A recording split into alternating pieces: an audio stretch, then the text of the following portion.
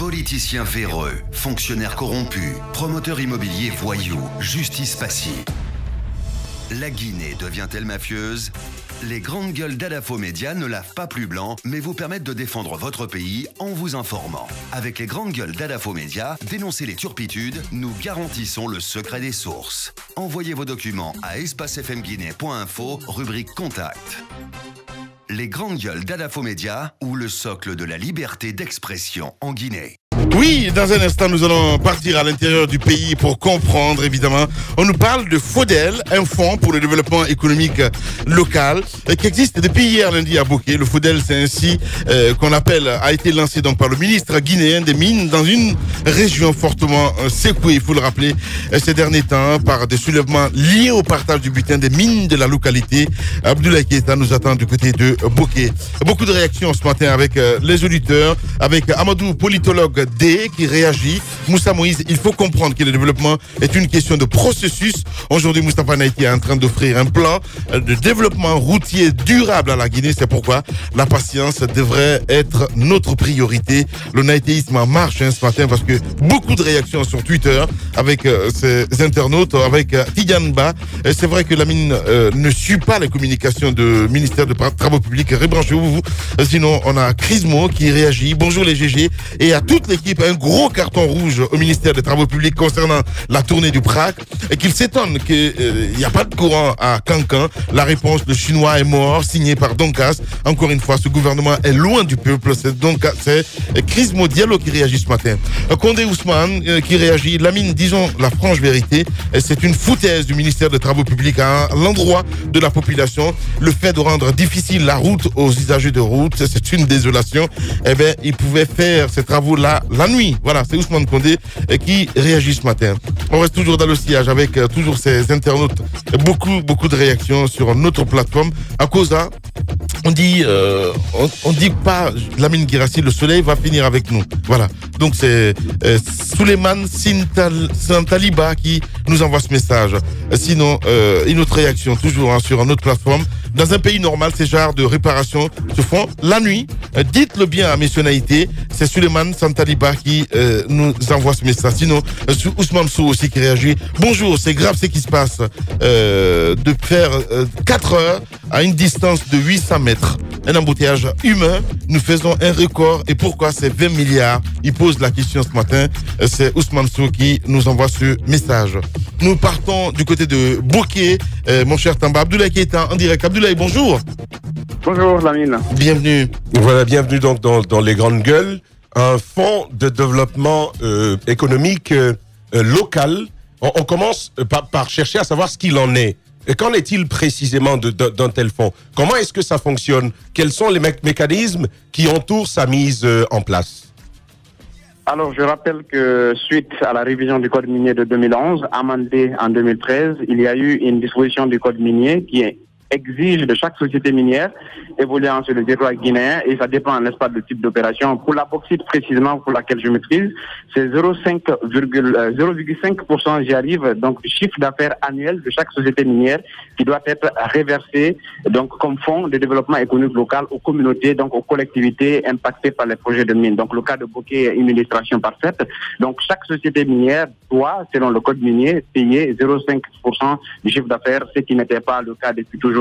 Alors il y a un cas particulier, permettez-moi de préciser, c'est que la CBG, GAC entre autres, sont des sociétés qui, nous dit-on, disposent de conventions minières, de conventions particulières. Donc pour ces sociétés-là, spécifiquement, il y aura une autre négociation particulière à l'interne avec l'État, avec le ministère des Mines notamment, pour permettre de rehausser déjà leurs contributions antérieures, pour permettre, n'est-ce pas, aux collectivités de bénéficier de ces fonds. Quand je prends le cas de la société minière de Boké, d'ailleurs, pour lequel hier j'ai même posé la question de savoir est-ce que ce fonds n'est pas spécifiquement dédié à la SMB. Donc la société minière de Boké doit payer les 0,5% de son chiffre d'affaires depuis 2015, 2016 et 2017 pour donc permettre à Boké de sortir de l'ornière. Donc, en clair, parce que quand tu fais un focus sur le cas de SMB, ça veut dire les autres sur le terrain, c'est pas vraiment ça.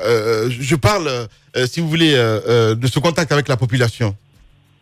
Alors, non. En fait, la SMB particulièrement, c'est une société qui, de facto, respecte le code minier, qui n'a pas signé une convention particulière avec l'État lorsqu'elle démarrait. Contrairement à CDG, où vous savez, l'État est actionnaire à 49%, et à GAC, qui a une convention minière particulière, donc qui n'a même pas commencé l'exploitation proprement dite.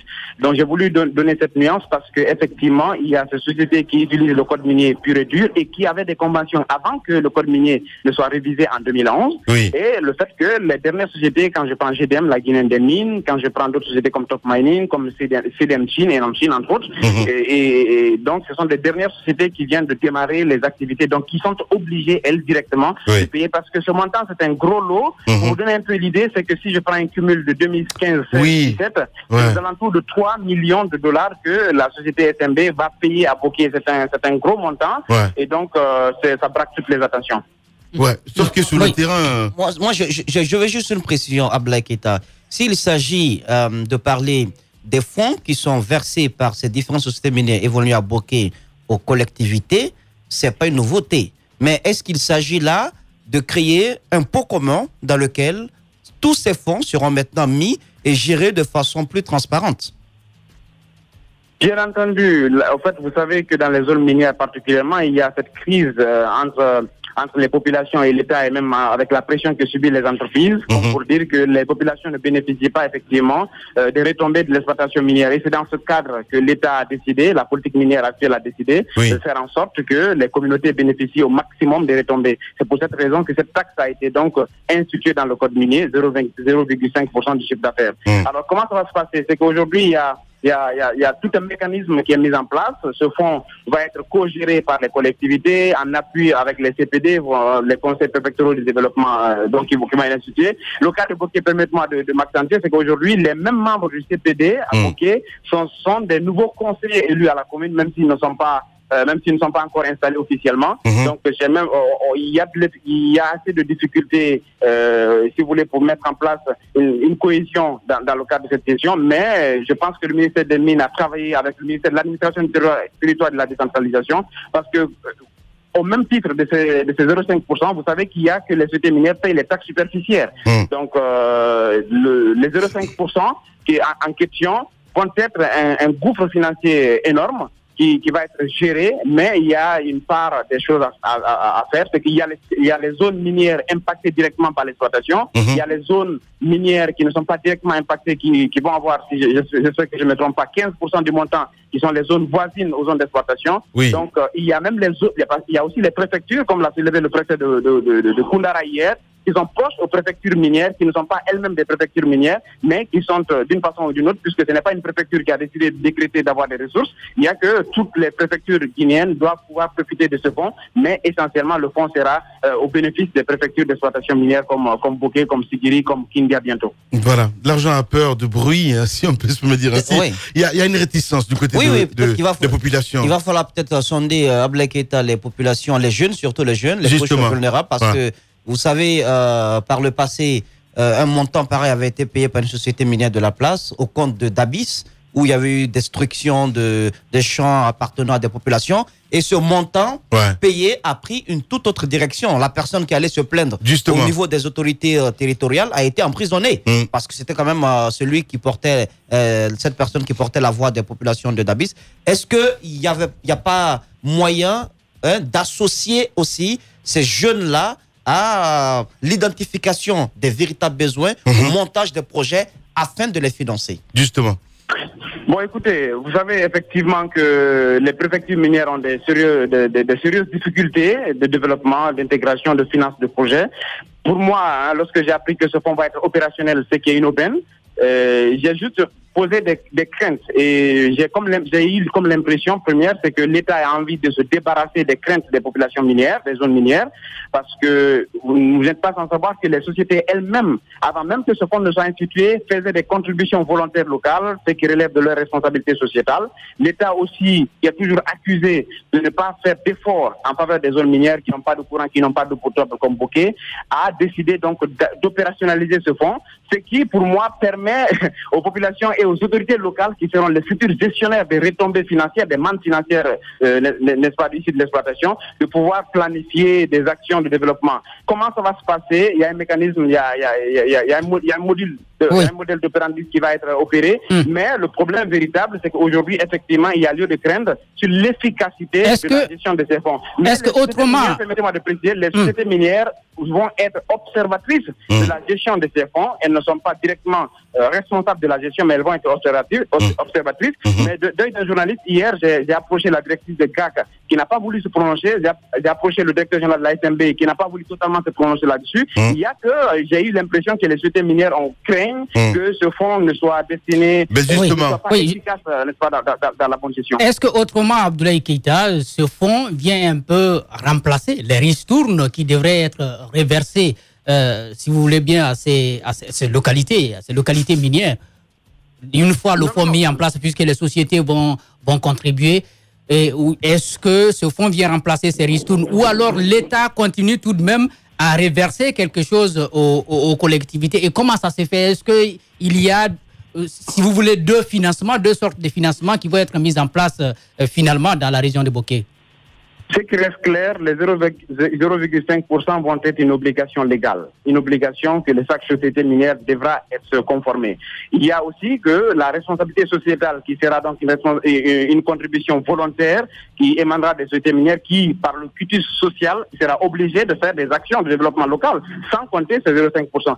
Si vous voulez, ce sera deux montants ou deux contributions qui vont concourir aux mêmes besoins, celui d'améliorer les conditions de vie des populations riveraines au projet de mines, mais de facto, l'État s'est engagé, les sociétés minières se sont elles aussi engagées à faire en sorte que l'essentiel des retombées financières soit géré en local par les collectivités. Ça a été toujours les réclamations, et je rappelle en avril et en septembre des populations de Bokeh, on exige que les 0,5% soient reversés aux collectivités, que les collectivités gèrent elles-mêmes ces mannes financières, mais cela ne dédouane pas du tout, ça je le précise, ne dédouane pas du tout les entreprises minières, celles qui sont sérieuses, à faire en sorte que leurs contributions habituelles, volontaires, soient mises en exergue. Alors, moi, mon problème, je voulais juste préciser que mon problème personnel va être de voir comment est-ce que ce fonds va-t-il être géré, est-ce qu'il y aura de l'efficience, est-ce que ce montant géré pourra diminuer la pression sur les entreprises minières qui auront de toute façon fait leur travail. Ouais. Alors, tu as lâché le mot, tu es dans la région, tu dis les sociétés minières sérieuses, en clair, Abdoulaye Keïta,